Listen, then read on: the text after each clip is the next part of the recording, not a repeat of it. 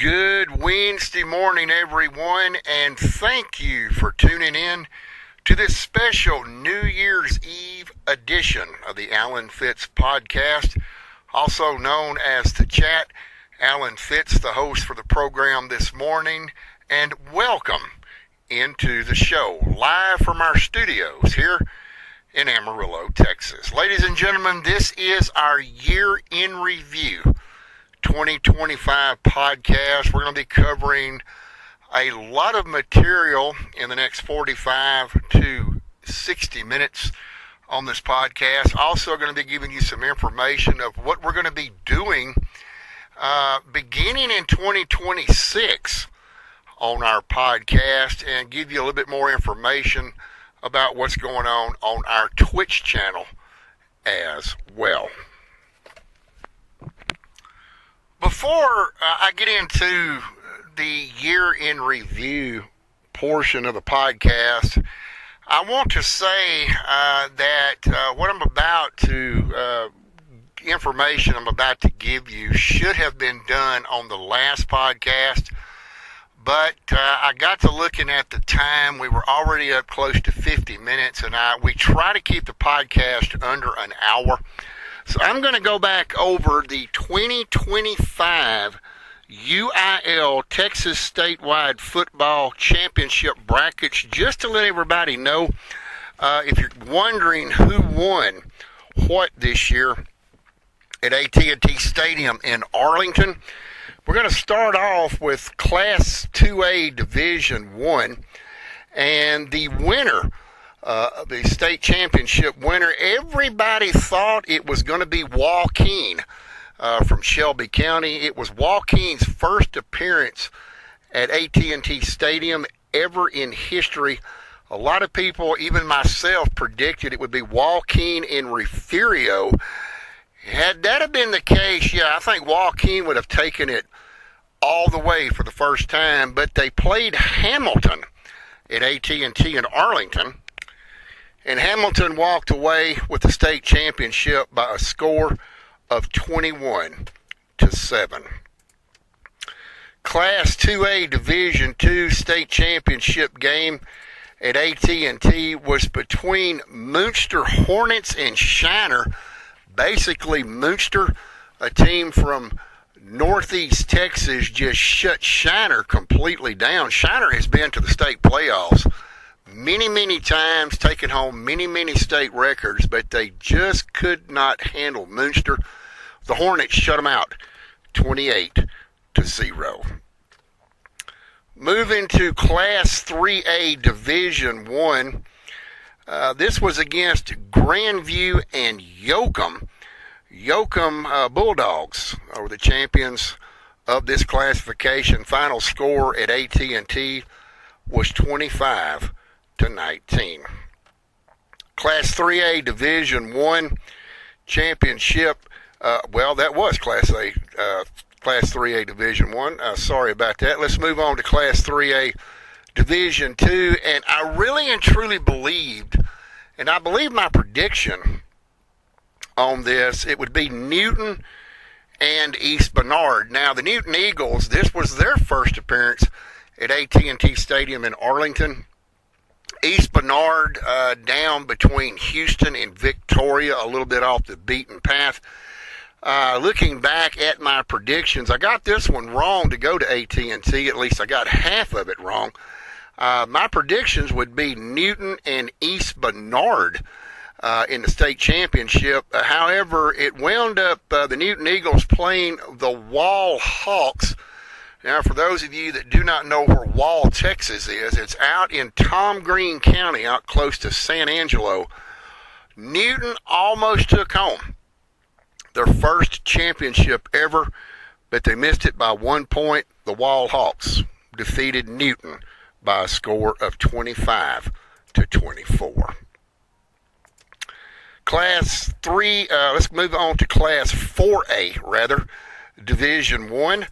And this was kind of an upset in AT&T Stadium. It was we predicted this to be a very low-scoring game earlier a couple of weeks ago on the podcast, and I got this one dead right, but I got the winner wrong on it. It was the Stephenville Yellow Jackets and Honeybees. Basically shut down Kilgore, a very, very low-scoring game, 10-0 at AT&T. Moving on to Class 4A Division II. Well, it looked like in the beginning it was almost going to be not good news for the Carthage Bulldogs, but the Carthage, the town up in the seat of Panola County, northeast Texas, in the Arklatex, taking on West Orange Stark down over in Orange County, down in the Golden Triangle of southeast Texas. Carthage is the Class 4A Division II powerhouse for northeast Texas. They absolutely put a whooping on West Orange Stark. A lot of the other podcasters out there and even radio station folks that predict these games, most of them out there were broadcasting that this would be the year that WOS, West Orange Stark, would be the state championships. But I kept a firm hold on it. I've seen the Carthage Bulldogs play. Several years ago, I was at AT&T Stadium in Arlington and watched the Carthage and La Vega play down on the gridiron, and I have seen some very impressive football with Carthage. But yeah, they won the state championship this year, and they just keep going every year, back to back. Carthage defeats West Orange Stark. A final score at AT&T in Arlington, 49-21.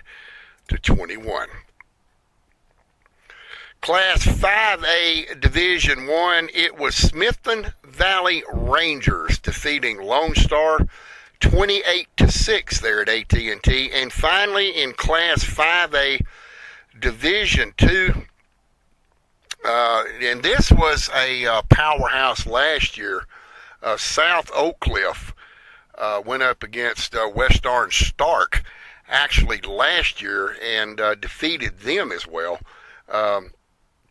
South Oak Cliff took on Randall and defeated them in AT&T. Final score 35-19. Ladies and gentlemen, as this is our final podcast for the year 2025, it is only appropriate to bring in year in review.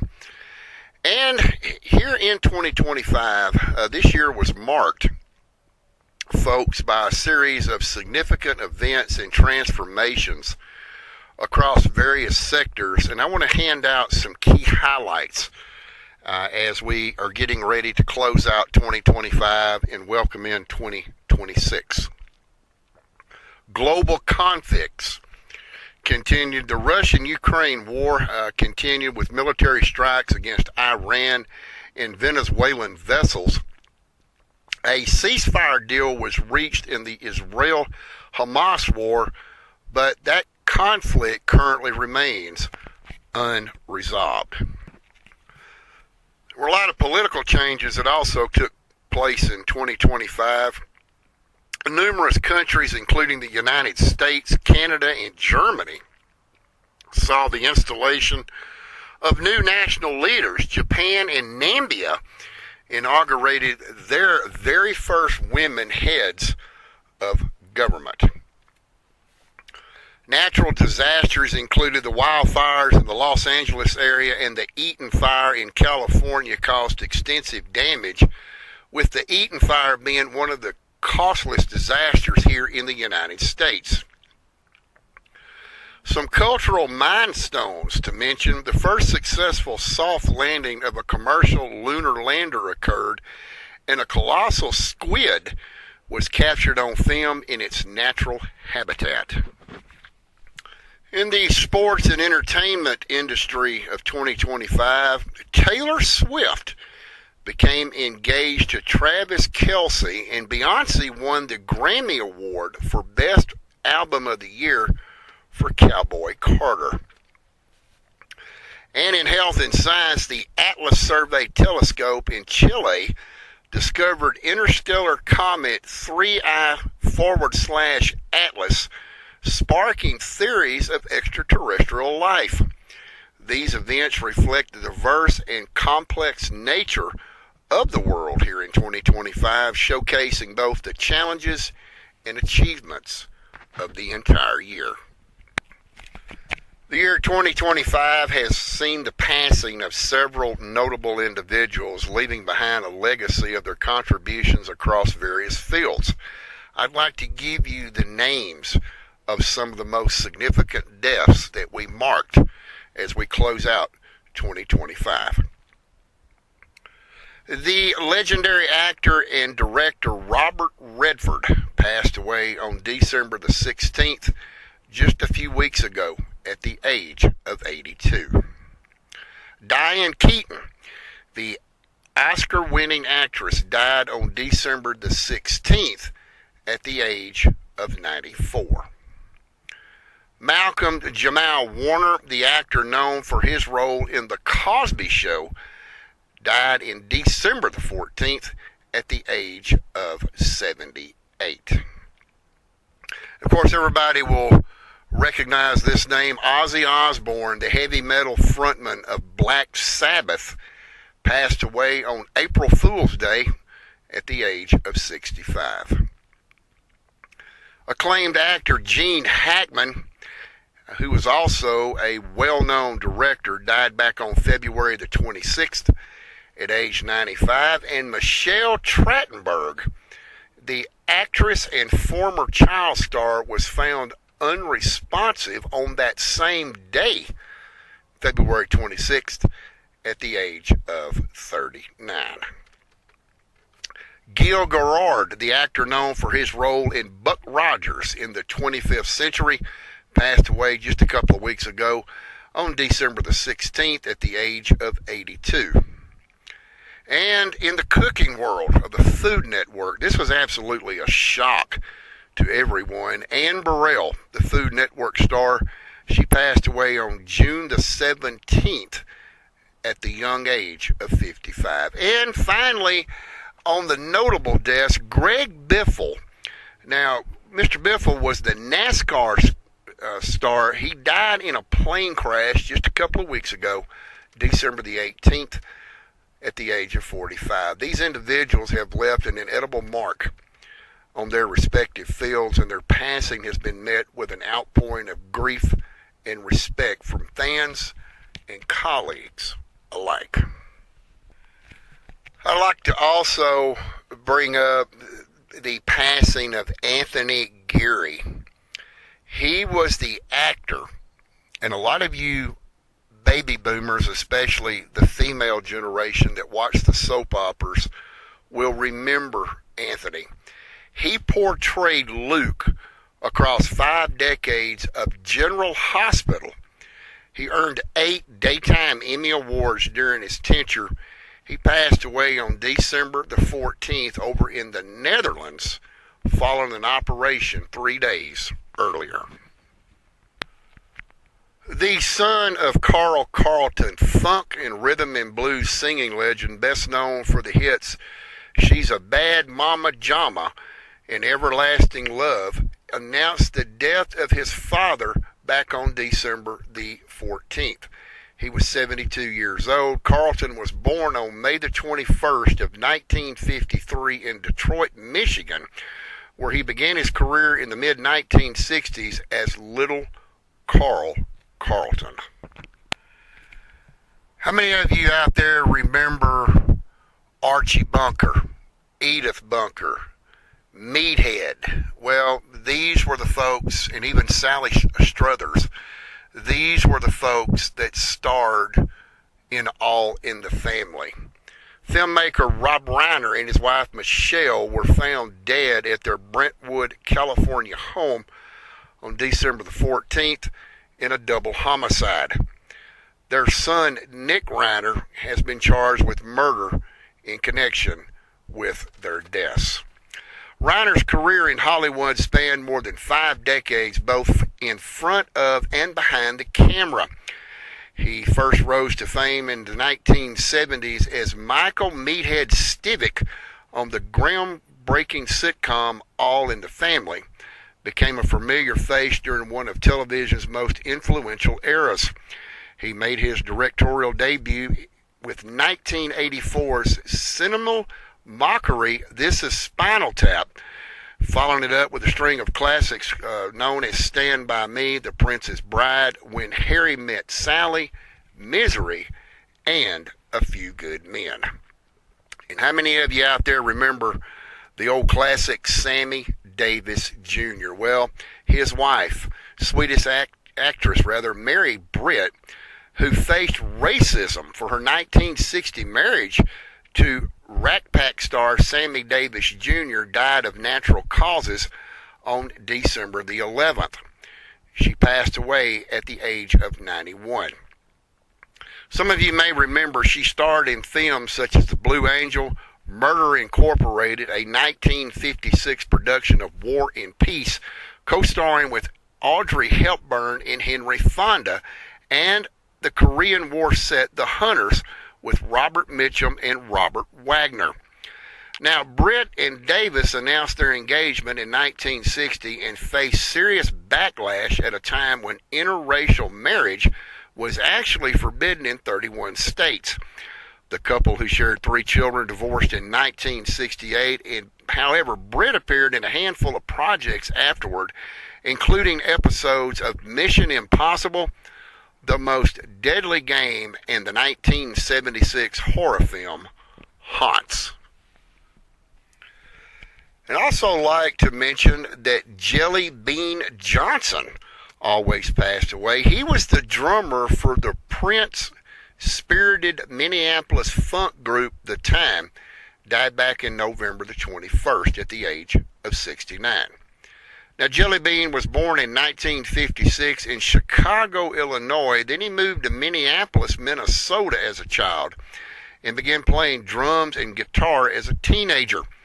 He drummed for the band Flat Time, from which Prince recruited members for the new funk pop group The Time. Now, that band itself released 3 albums in the 1980s on which Prince played almost every instrument, and the group opened for Prince on multiple tours in the 1980s and appeared in his 1984 film we all remember, Purple Rain. How many of you out there remember John Eman? Well, he was the former child actor who appeared on TV shows like Leave It to Beaver, Petticoat Junction, and The Twilight Zone.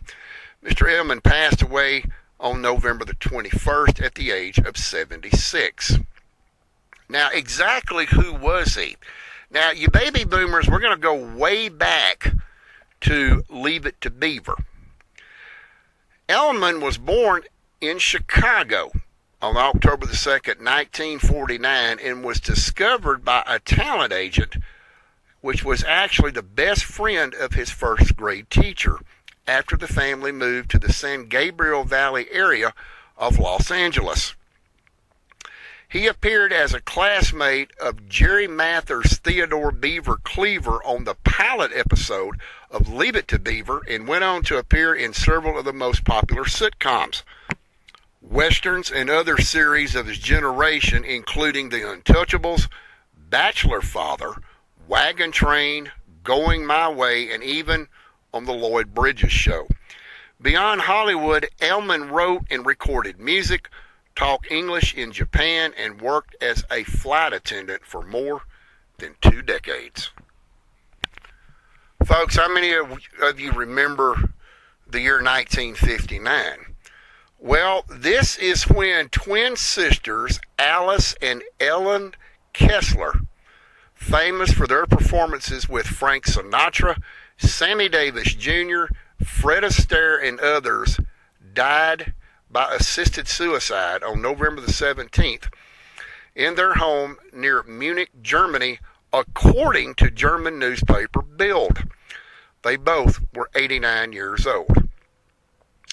The Kesslers began performing as children and came to fame in the 1950s and 60s.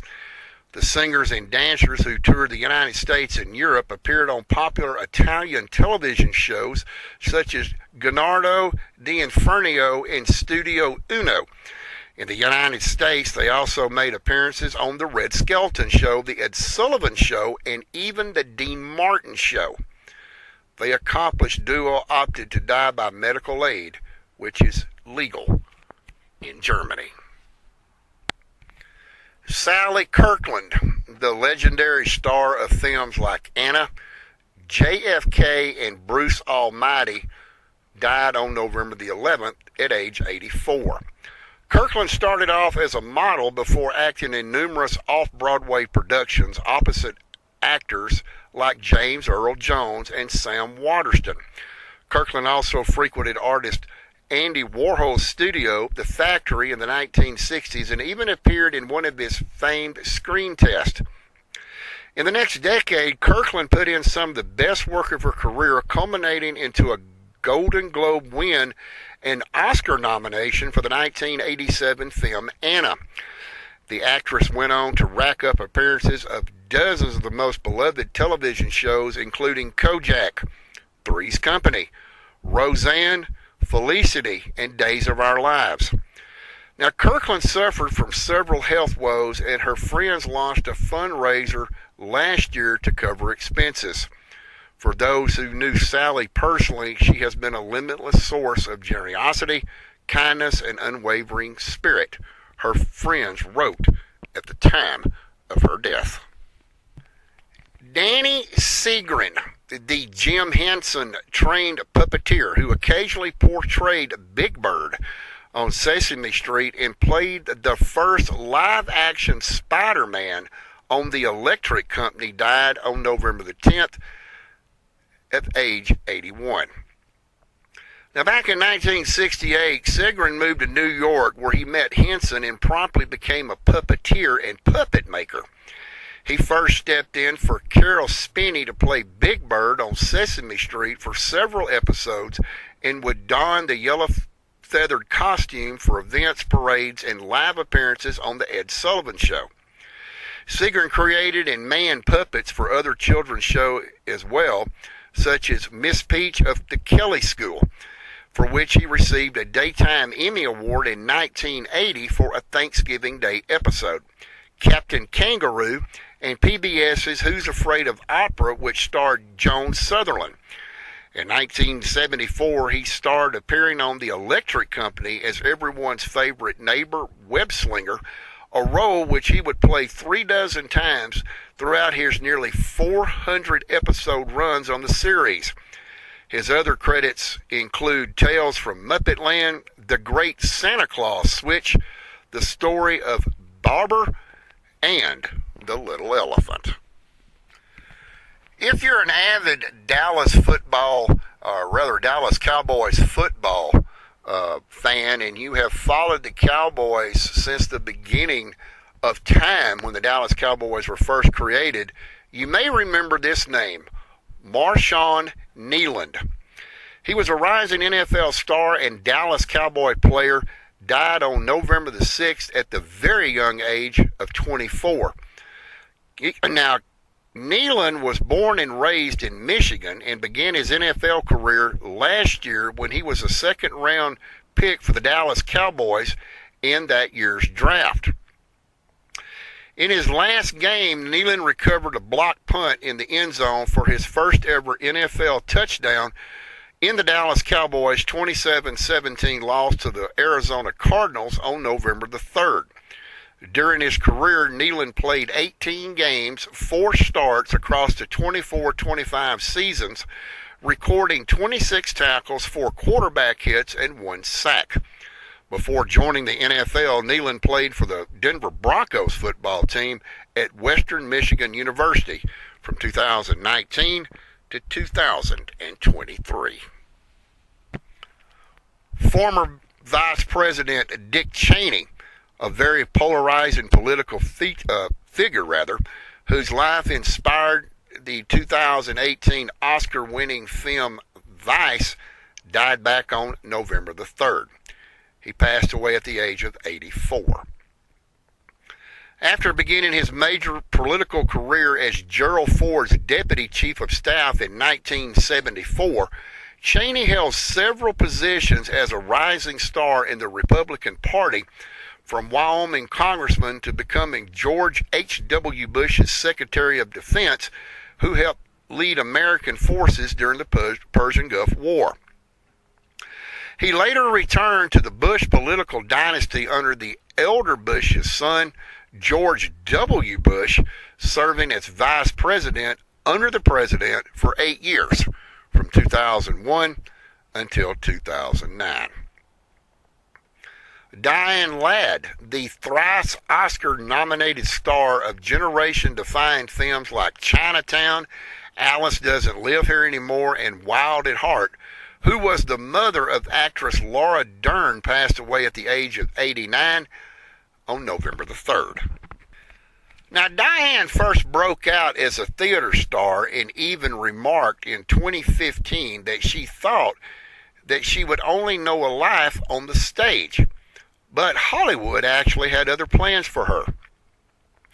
Uncredited parts in the sensual 1961 Carol Baker thriller Something Wild and Norman Jewison's nightclub comedy 40 Pounds of Trouble a year later led to a major role in some of the landmark films of the latter half of the century, which include this very long list.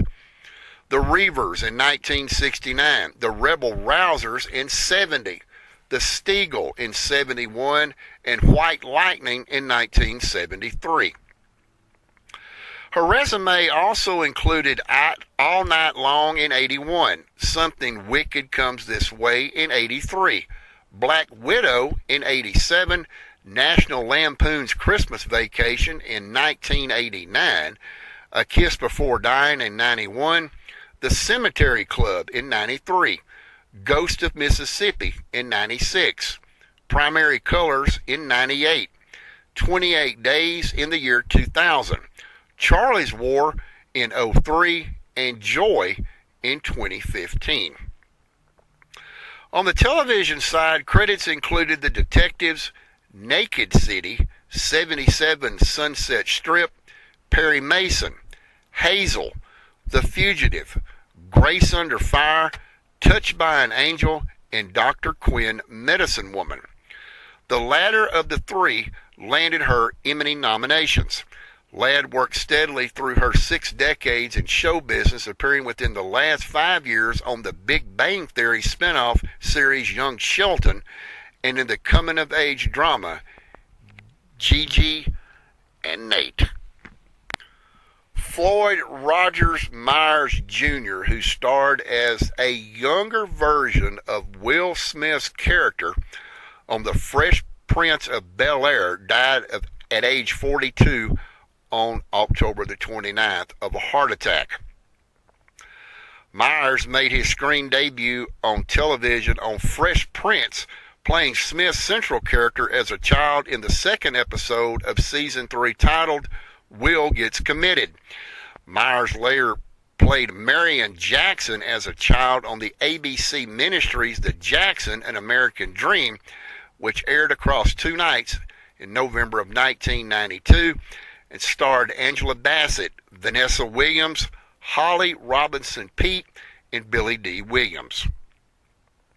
His only other acting credit, according to IMDb, was a guest spot on the short-lived WB series Young Americans in 2000, on which he appeared in the drama's 3rd episode, titled Kiss and Tell. In addition to acting, Myers also co-founded the Fellowship Men's Group, a non-profit focused on men's mental health. June Lockhart, the veteran Hollywood star famous for projects like Lassie and Lost in Space, died at age 100 on October the 23rd. Lockhart was born in New York City in 1925 to actors Gene and Kathleen Lockhart. June made her stage debut at age 8 in a 1933 production of Peter Ebleson's, and her first film appearance came in 1938 A Christmas Carol, which also starred her real-life parents. Lockhart later acted to Meet Me in St. Louis, Sergeant York, and All This, and Heaven 2.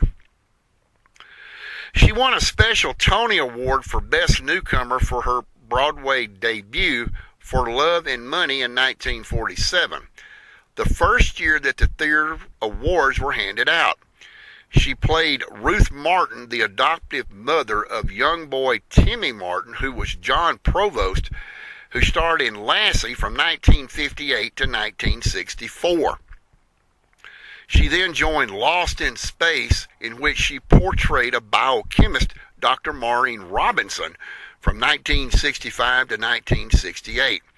Lockhart also appeared on 2 seasons of Petticoat Junction, acted in 14 episodes of General Hospital, and guested in episodes of Bewitched, The Man from U.N.C.L.E., Full House, and Grey's Anatomy.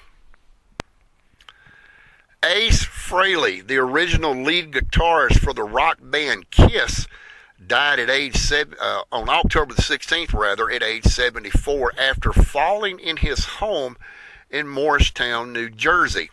He was born Paul Daniel Frehley, the musician who grew up in the Bronx, where he began playing guitar at age 13. Frehley auditioned for Kiss in 1972 and adopted the stage persona of a spaceman, or we should say space age, upon joining the group. He wrote songs for 8 of the band's first 9 albums and occasionally sang lead vocals on songs like Shock Me and Save Your Love. His 1978 solo album spawned the hit cover New York Groove, and he pursued further solo endeavors after leaving Kiss in 1982. Frehley rejoined Kiss for a 1996 reunion tour and appeared in the group's 1998 album Psycho Circus. Following another tour with the group in 2001, Frehley departed Kiss once again. He released several more solo albums in the last 2 decades of his life and reunited with Kiss on the 2018 Kiss Cruise. Penelope Milford, best known for her Oscar-nominating role in Coming Home, died on October the 14th at age 77.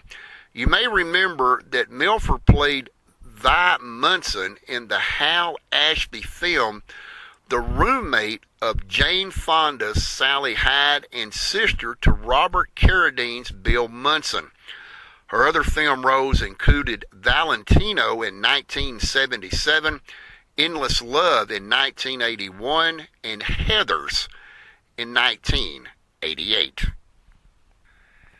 Ted Hartley, an actor and producer known for The High Plains Drifter, Race to Witch Mountain, and Mighty Joe Young, passed away at age 100 on October the 10th. Now, prior to his life in Hollywood, Hartley served as a naval officer and fighter pilot.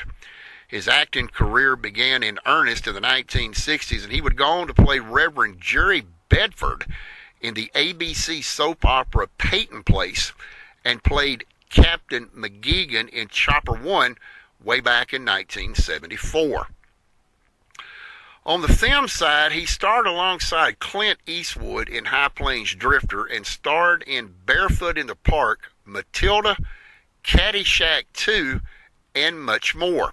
His final role came in 2012, a late quartet alongside Philip Seymour Hoffman, Catherine Keener, and Christopher Walken. Outside of his acting career, Hartley joined Pavilion Communications in 1987, which merged with RKO Pictures Corporation in 1981, a production company he would lead as chairman and CEO throughout his career. And finally, I would like to say that Ed Williams, best known for playing lab tech Ted Olson on Police Squad and the original Naked Gun movies, died at age 98 on October the 2nd. Williams and star Leslie Nielsen were the only two actors to appear in both the TV and movie versions of the Wacky Police Capers.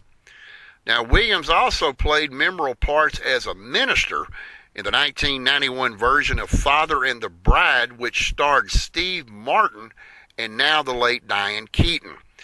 And he also appeared on the show Cheers, MacGyver, Matlock, L.A. Law, Sisters, Father Dowling Mysteries, and House, and in the movies Rat Boy from 1986, Nickel and Dime 1992, also in 1992 in High Strung, and Roger Corman's Connoisseur in 1993.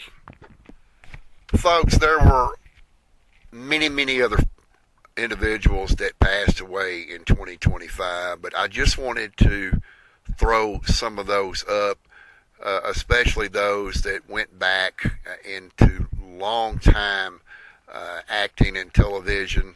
A lot of these people, the television shows that I mentioned, grew up during our time era, and I'm sorry that I'm not able to get to everyone out there, but they will be sorely missed by everyone. Okay, some information that I want to give out here on the podcast, here on the chat. This is the last day of 2025, and I want to remind everybody that there will be no chat this Friday, January the 2nd. We're going to skip it, and we're going to go ahead and do the first episode of the Alan Fitz podcast, the chat, on Friday, January the 9th. Now, what we are aiming for in the year 2026, and no, I'm not making a New Year's resolution of this, because I've made New Year's resolutions in the past, and some I have prevailed on, but most fail like everybody else does. What we're going to try to do on these podcasts, because I went back into the archives, ladies and gentlemen, and I noticed we're getting kind of sporadic on time that we do these. Some of these podcasts run 20 minutes, some run 30, 35 minutes, 45 minutes. So what we're going to start doing is we're going to try to be consistent with our podcast beginning next year, which is tomorrow. But again, there is no podcast until Friday, January the 9th. We're going to try to be consistent on our time, doing each podcast somewhere between 55 and 60 minutes. I have always tried to keep the podcast, or I call it this talk show here, the chat that I do, less than 60 minutes. I can only remember one time that I went 90 minutes on it. That was back in East Texas, in which, of course, this is for a completely different broadcast, and it doesn't amount to a hill of beans, but going after an individual who does nothing more than use social media to argue with people. Someone not even born in this country, basically a nuisance to a small East Texas community. But for the most part, we have always kept the chat to 60 minutes or less. So that's what we are going to shoot for next year as our podcast begin. Now, a lot of you, and I'm sure most of you have probably already found out, and for those of you that haven't, we have, and I actually did AlanFitz.com, actually secured that web page back in May of this year. And I knew that I wanted to hold that name. It would be around December of this year before we started putting anything on it. That came right on time. But for those of you that don't know it, we are also running AlanFitz.com, and all that page is used for is primarily two for two things. One is if I do any type of audio broadcast that would be beneficial not only to put here on the YouTube channel, but we would put that on the AlanFitz.com page as well. But for the most part, folks, we're only going to use that for live interviewing. Twitch is one of the platforms that can be utilized. It's called a split screen method, to where I can be one place and whoever I'm interviewing can be anywhere on planet Earth, as long as they have a computer and they have access to an email in which we send them a link to bring them on live to a split screen and interview people from anywhere. Anywhere in the world. And Twitch, I'm not too big, folks, on all these different platforms and things, but Twitch caught my eye a couple of years ago, and I've continued to utilize it and wanted to once again utilize it, especially here on the podcast. If we find someone that really has an interesting story to tell and we feel like here at the chat it would be beneficial for the listeners. We do have it set up right now. Microphones are in place, broadcasting boards, cameras, lighting, everything is ready to rock and roll in that. And we're going to begin using that at some point next year in 2026. But for the most part, we will continue to pre-record the chat for the time being. Unless, of course, like I said, we go live, then it would appear on the Twitch channel. Of course, if we do that,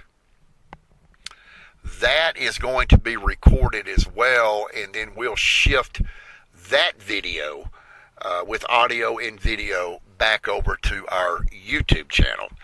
So this is one thing that I was looking at. I went back, had some time right after the Christmas holidays, and I'm like, we're not being very consistent with this. Somebody had pointed out to me that ChatGPT, and I'm not really that familiar with that platform, that it is even mentioning that we're very sporadic in our podcast, although I am getting some very high marks, I should say, from ChatGPT. Again, I'm not that familiar with it. I did glance at a couple of the screenshots that I was sent, and I want to thank whoever is doing ChatGPT for the high marks. We do appreciate it. Yeah, we are more downtoned, if you will, here on the chat. We're not like a lot of podcasters or local radio stations that interview people. They go after people. We try to set a low tone on this thing. We try to keep it positive. We try to keep it conservative. And of course, one of the rules that we do have here on the chat is we do not engage in two things, and that is religion and politics. Those are the two things that no one, in all of my decades of being in radio, no one can see eye to eye on politics and religion. I've heard a lot of people in radio try to get that to where everybody can see on the same level. It has not been accomplished in not in this lifetime. It probably never will be accomplished in the next generation or the next generation after that. It's just something that I guess as humans here on Earth, we're just not adapted to all agree on religion and politics. So, that's something that I would never, ever try to engage with. We don't, we try to stay away from controversy. The last time, and I mentioned this earlier on the podcast, the last time that we really tried to do something controversial. Like I say, we went 30 minutes over, and it was just basically, I looked at it a week later, it was nothing more than a waste of time. It was a waste of bandwidth. It was a waste of airspace. And we're just not going to, I'm not going to put myself in that position anymore. Low life can stay low life. We are here in Amarillo, Texas. We are trying to be a voice for this community. We are not trying to cause we don't want to get anybody on the chat or, live on Twitch or anything like that for some kind of controversial thing to stir up drama in the community. I don't know if you folks know this or not, and which I'm about 99% of you already do know it. If you want drama, go to Facebook, okay? If you want drama, go to Walmart. That's the two biggest in the United States. Facebook drama, and of course you have Walmart drama. And, it's just, life is too short, ladies and gentlemen, to engage in all of that, and we call it BS here. I could care less what people think about me on Facebook, especially the haters. We have all that blocked out. Could care less what they say. And the one thing that I can honestly say about going, I'm 6 months now into podcasting, is what I have learned as a professional podcast is haters basically do the same thing over and over and over. They run their mouth on Facebook. That's all they're ever going to do. They're going to sit behind a computer. They're going to sit behind a keyboard, and they're just going to run their mouth. And no matter what you do, and folks, take a listen to this very carefully. No matter what you do, as a podcaster or as a radio talk show host, no matter how positive you can present a podcast or a live talk show, you will never satisfy the haters. I always say that this podcast has three different types of audiences. It has the type that always do agree with us. You have the second type, which agree with some but don't agree with all. They do disagree on some topics, and that's okay, folks, because we're all created different. Even though we're created equal, not everyone agrees with everything that everyone says.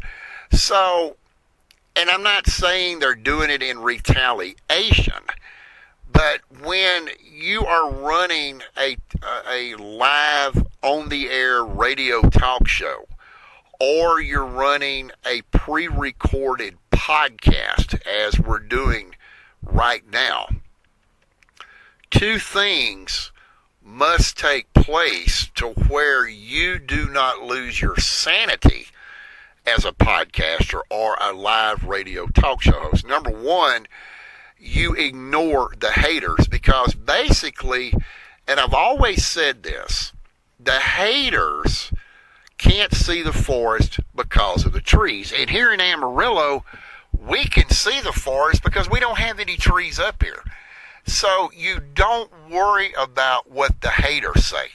The haters are going to continue on hating from now on, and you just ignore that. You don't lower yourself to go read their crap, okay?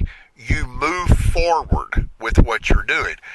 And the second thing you do as a professional podcaster or a live radio talk show host is, and I know a lot of you are going to disagree with this, but, that's cool too. I just got through saying it's okay not to agree with everything.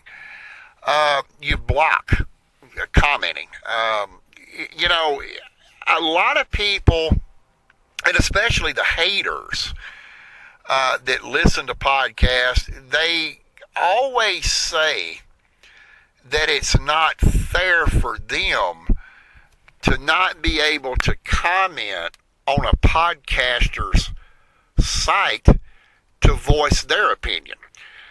Well, in reality, you can look at that two different ways. In some ways, what they say is true. It is not fair. But then again, you also have to balance it by blocking all comments. That way, you don't expose yourself to all of their childish and inappropriate comments that they make. Ladies and gentlemen, there are always going to be haters out there. In radio, in television, in podcasting, no matter where you go, you've always got the haters. And you have to address them as little children. And I hate to use this terminology, but it is what it is. Little children will be seen but not heard. You just ignore them and you move forward and you keep your podcast going strong and reliable. And a lot of you are probably saying, well, where did all of this come from, Alan? Well, one of the reasons that I bring this up is because here we have reached the end of a milestone, the end of another year, and we're beginning a new year, the year 2026, and the same principles. I'm going to get to my point in just a second. Bear with me, because I like to string this stuff out to get more time on the podcast. The same principles that I applied this year will also be applied for next year. The comments will continue to be blocked. Only certain people will be allowed to leave comments or leave email for publication for us to read. Of course, in all privacy concerns, we always would black out that person's name, because one of the reasons that you do that is to protect their privacy from the haters, because then it gives the haters more and more to do. And ladies and gentlemen, what the haters don't realize is the time is going to come that the haters are going to just fade away. They're going to lose whatever type of achievement they're trying to get to. I was told, and I will share this with you before I get off the podcast, I was told 6 years ago that I would not be successful. I was told 6 months ago that I would never make it to the end of this year podcasting. Guess what? I've done both, and I will continue moving forward. A lot of the haters will tune in to the podcast because they're so afraid that we're going to say something about them. And who in the world wants to listen to a podcast about a bunch of low-life losers? That's not what podcasting is all about. Podcasting should be productive. It should always be on the positive side, and the podcaster should always be able, no matter what, to accept constructive criticism. Well, in this case, Twitter, YouTube, Facebook, comments will always be disabled, because we honestly don't want to expose innocent folks leaving comments to be exposed by low-life haters. Okay? They have their world, we have our world, and the way it looks for 2025, we prevailed, and next year we'll continue moving forward and prevail for another year. So that's pretty much what we're going to do for our Twitch channel. I got a little bit off subject and went rattling on, but I did it because I felt like I needed to do it to make everyone aware that the Alan Fitz podcast, the chat, will in fact continue into next year for 2026. And I know it upsets the haters, but guess what? There's really nothing at all you can do about it. We will just keep moving forward and let you play your childish games. So we're going to make it a little bit bigger. We're going to make it a little bit better. And the second thing that the webpage, AlanFitz.com, is used for is you can scroll all the way down and you have the clickable icons for our different platforms that you can see. A lot of those we're not going to utilize. It will basically just have the link to the YouTube channel. It'll have the link to the AlanFitz.com webpage. For the most part, we will be utilizing our Facebook page, and all that really is going to be used for is if someone is unable to get to the YouTube channel because changes have been made. You have to be a subscriber now to get on YouTube. Some people have a hard time getting on YouTube, and it's because of the browsers that they are using. We are aware of that. Chrome and Edge not seeing eye to eye some days trying to view YouTube. So we enacted our Facebook page, which is also Alan Fitz Podcasting. You can go to that, and it'll be pretty much like the YouTube that we're using now. We will put on the upcoming episode for the next topic. Now, there will be no videos or posted on Facebook. All podcasting, recorded versions of the podcast, the chat, will be put on YouTube.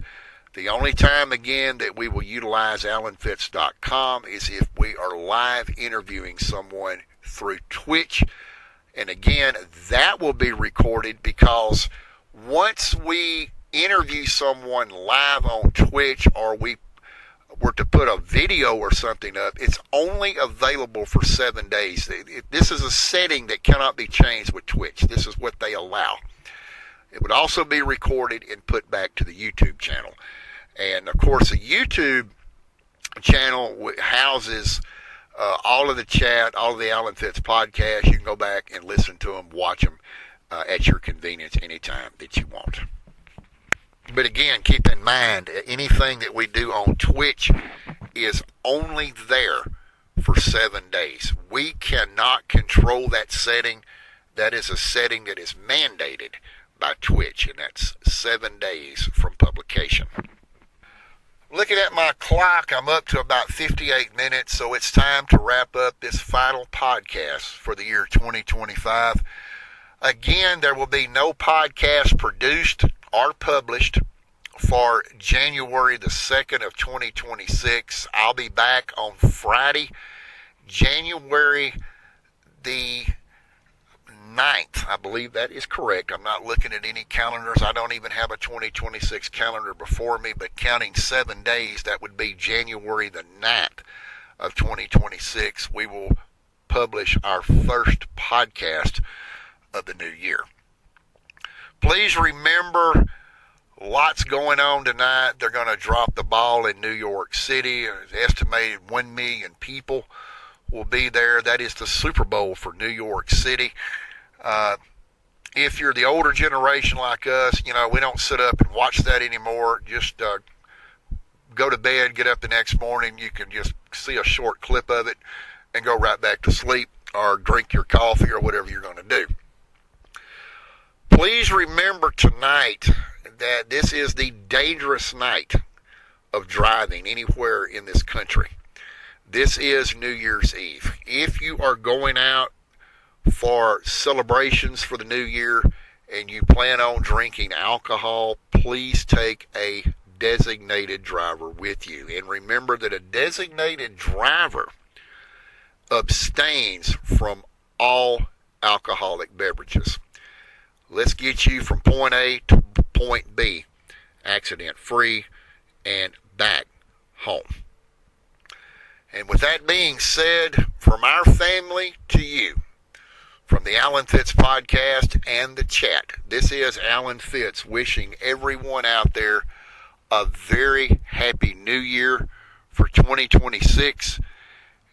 Have a great weekend, and we'll see you back for our first podcast of the year on Friday, January the 9th of 2026.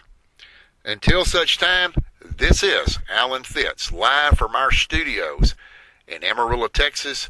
Happy New Year to you, and bye for now.